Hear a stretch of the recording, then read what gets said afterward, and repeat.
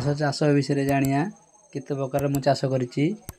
बंधाकोबी, फूलकोबी, बीनी, कखारु, कोसला, धनिया, मूला इत्यादि चिना बादाम विभिन्न चाष मु करिछि।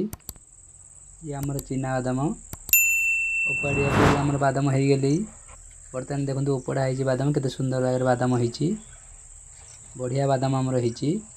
आपण भी चाष करंतु।